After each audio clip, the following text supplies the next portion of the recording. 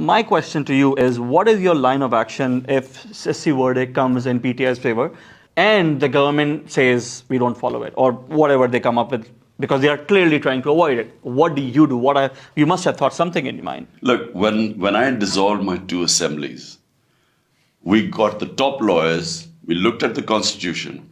Every lawyer in Pakistan has said that the moment you dissolve your assemblies, no government elections have to be held within 90 days. I mean, this is unambiguous. There is just no doubt about this thing. So the moment you get out of 90 days, you are in violation of the constitution.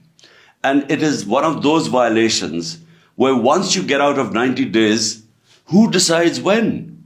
So if the government says in October, well, why not in December? Why not next year?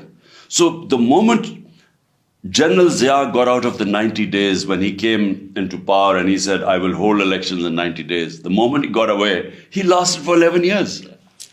So if the government does not accept the Supreme Court verdict, means it is now violating the Constitution, then the Supreme Court could slap contempt on the government. And let me assure everyone that the entire people of Pakistan will be standing with the Supreme Court. And what does PTI plan on doing? Are you planning on going back on roads? What's the line of action? No, I think it just won't be PTI. You will have the lawyers community, all the legal community will be standing on one side, because there is just no way you can.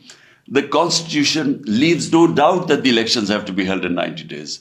So therefore, it will be very difficult to defend anyone who then thinks that the elections can be delayed, just because the government is petrified of losing the elections, because all opinion polls show that they're going to be decimated.